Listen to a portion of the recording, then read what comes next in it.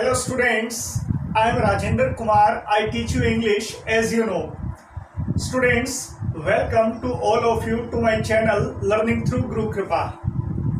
Students, आप लोगों की डिमांड पर, आप लोगों के कहने पर आज हम ग्रामर का एक ऐसा छोटा सा टॉपिक डिस्कस करेंगे जो इम्पोर्टेंट है, इजी है लेकिन कंफ्यूजिंग है।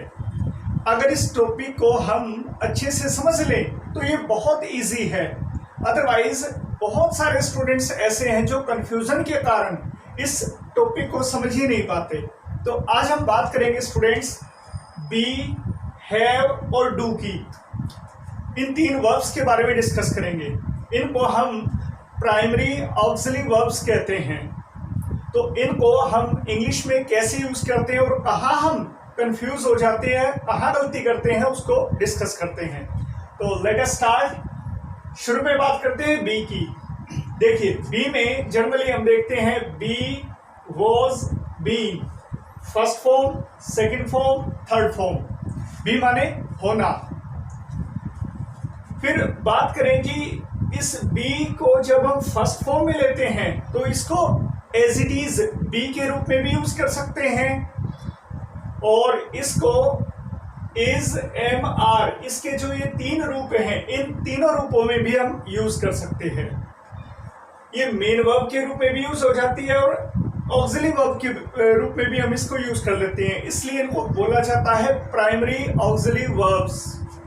सेकंड फॉर्म में सिर्फ वॉज नहीं, वर को भी इंक्लूड करते हैं। वर भी यूज किया जाता है and it depends totally on the subject. If our subject is singular, we have to use was. If our subject is plural, we have to use were. फिर बात करते हैं third form. Third form being.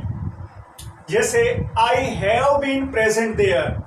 अब इसमें हमने कहा have, I have, has, have, had के साथ थर्ड फॉर्म लगाते हैं तो हमने be की थर्ड फॉर्म यूज की been। I have been present there, मैं वहां प्रेजेंट था। सेकेंड वर्ब को लेते हैं, बात करें हैव की।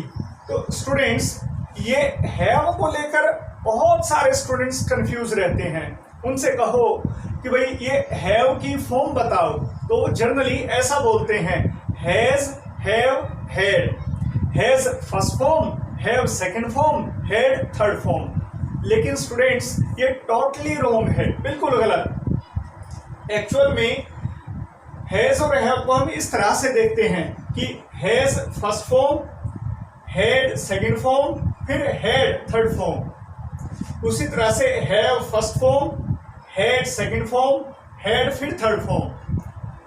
डिफरेंस क्या? सब्जेक्ट सिंगुलर है तो यूज करेंगे हैज, सब्जेक्ट प्लूरल है तो यूज करेंगे हैव। लेकिन ये दोनों ही हमारी फर्स्ट फॉर्म का काम करेंगी और दोनों की सेकंड फॉर्म हेड होती है, दोनों की थर्ड फॉर्म हेड होती है। तो स्टूडेंट्स कभी भी इस रॉन्ग बात को लेके मत चलिएगा कि हैज, हैव, हैड, ऐसा नहीं। हैज भी फर्स्ट फॉर्म है, हैव भी फर्स्ट फॉर्म है और दोनों की सेकंड और थर्ड फॉर्म हेड होती है। इसमें एक चीज और स्टूडेंट्स अगर बात करें तो देखो छोटी सी बात आती है। एक वर्ड हमारा है पोजेस, जिससे पोजेशन भी बनता है। पोजेस और पोजेशन। तो बात करें पोजेस की।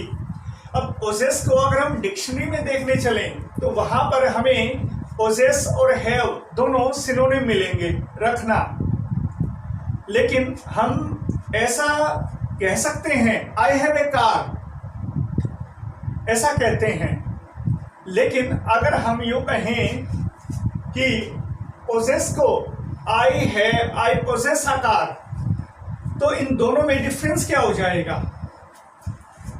हैव को और पोजेस को दोनों को हम यूज कर सकते हैं रखने की सेंस में।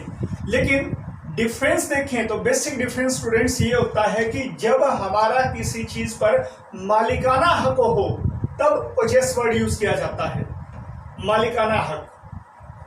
और नॉर्मल कंडीशन में कि मेरे पास ये चीज है वहां हैव यूज करते हैं। लेकिन मालिकाना हक के लिए हमेशा पजेस वर्ड को ही यूज करते हैं। फिर आगे बढ़ते हैं, बात आती है डू की।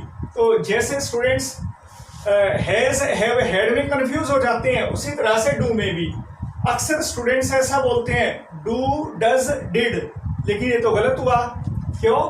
क्योंकि डू हमारी फर्स्ट फॉर्म है, इसकी सेकंड फॉर्म होगी डिड, थर्ड फॉर्म होगी डन। Do, did, done. उसी तरह से डज फर्स्ट फॉर्म है, सेकंड फॉर्म लेंगे डिड, थर्ड फॉर्म लेंगे डन।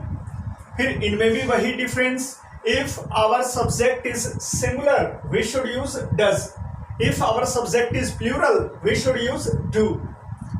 तो स्टूडेंट्स इस तरह से आज हमने बात की बी, हैव और डू की। तो मैं एक्सपेक्ट करता हूं आप सबसे कि अब आप इस चीज में कभी कंफ्यूज नहीं होंगे कि जो बी को हम कैसे किस रूप में यूज करें, हैव को कैसे किस रूप में यूज करें और डू को कैसे यूज करें। तो स्टूडेंट्स आज हमने इस छोटे से कंफ्यूजिंग टॉपिक को लिया, कल फिर किसी और ऐसे ही ग्रामर टॉपिक पर हम डिस्कस करेंगे। तो टिल देन गुड बाय, कल फिर मिलते हैं स्टूडेंट्स।